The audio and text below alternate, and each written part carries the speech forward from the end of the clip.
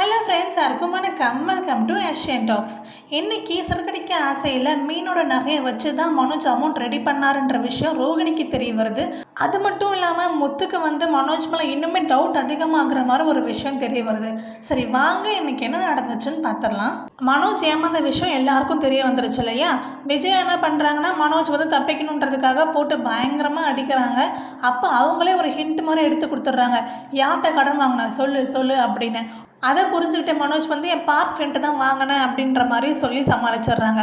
உடனே ரோகிணி அடிக்காதீங்க ஆண்டி, ஏதோ தெரியாமல் தப்பு பண்ணிட்டாரு அப்படின்ற மாதிரி சொல்லி ரோகிணி மனோஜை ரூமுக்குள்ளே கூப்பிட்டு போகிறாங்க.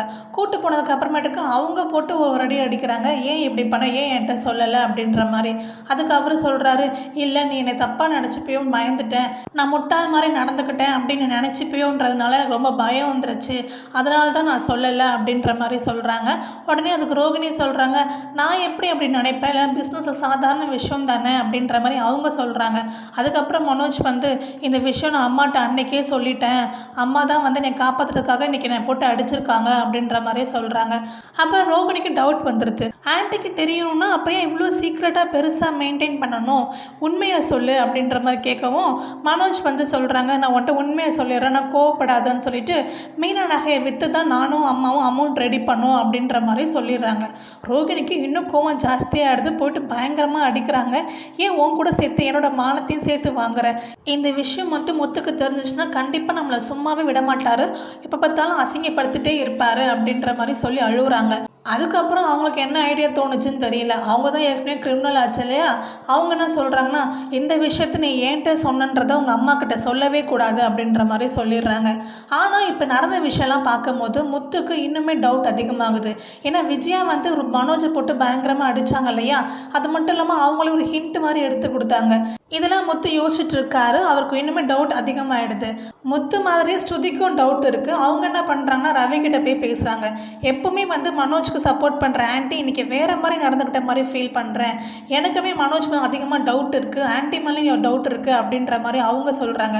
அதுக்கு ரவி சொல்கிறாரு, எனக்கு மனோஜ் மேலே டவுட் இருக்குதா, ஆனால் நம்ம இது தலையிட வேண்டாம், நம்ம அமைதியாகவே போயிடுவோம் அப்படின்ற மாதிரி ரவி சொல்லிடுறாங்க. ஸ்ருதியும் ஓகேன்ற மாதிரி சொல்லிடுறாங்க. ஆனால் முத்து என்ன பண்ணுறாருன்னா, அதை கண்டுபிடிக்காம விடவே கூடாதுன்னு சொல்லிட்டு அவரு ட்ரை பண்ணுறாரு. அவர் என்ன பண்ணுறாருன்னா, பார்க் ஃப்ரெண்ட் இருக்கார்ல, அவரை போய் நேரில் போய் பார்க்குறாரு. நீங்கள் அண்ணனுக்கு நீங்கள் பணம் கொடுத்தீங்களா அப்படின்னு சொல்லிட்டு டைரெக்டாக கேட்காம இன்டைரக்டாக பேசுகிறாரு. அதுலேயே அவருக்கு தெரிய வந்துடுது, அவர் 1 லட்சம் மேலே யாருக்குமே கடன் கொடுத்தது கிடையாது, மனோஜுக்கு 4 மாதம் முன்னாடி தான் கடன் கொடுத்துருக்கேன் அப்படின்ற மாதிரி அவரும் சொல்லிடுறாரு. இப்போ மொத்தம் 100% கன்ஃபார்ம் பண்ணிட்டாரு, கண்டிப்பாக நகையை எடுத்து தான் அவங்க காசை கொடுத்துருக்காங்க அப்படின்ற மாதிரி. இதை மீனா கிட்ட சொல்லவும் மீனா எப்படி நம்ம கண்டுபிடிக்கிறது அப்படின்ற மாதிரி சொல்கிறாங்க. அதுக்கப்புறம் மீனாவுக்கு ஒரு யோசனை தோண வருது. இந்த சாமியார்லாம் வெத்தலையில் மை தடவி பார்ப்பாங்கல்ல, அதெல்லாம் சொல்கிறாங்க. ஆனால் இதெல்லாம் முத்துக்கு நம்பிக்கை கிடையாது, இதெல்லாம் சும்மா ஏமாத்து வேலை சொல்லிட்டு அவர் என்ன பண்ணுறாருனா, இதையே ஒரு கண்டென்ட்டாக மாற்றுவோம்னு சொல்லிட்டு அவர் ஏதோ ஒரு கடைக்கு போய் நெத்தியில் பட்டெல்லாம் பூசிக்கிட்டு ஒரு எலுமிச்சம்பத்தில் அவரே குங்குமம்லாம் வச்சு எல்லாம் ரெடி பண்ணிட்டு வீட்டுக்கு போகிறாரு. இதுக்கப்புறம் இதை வச்சு நம்ம ஒரு பெரிய காமெடி சீனே பார்க்க போகிறோம்.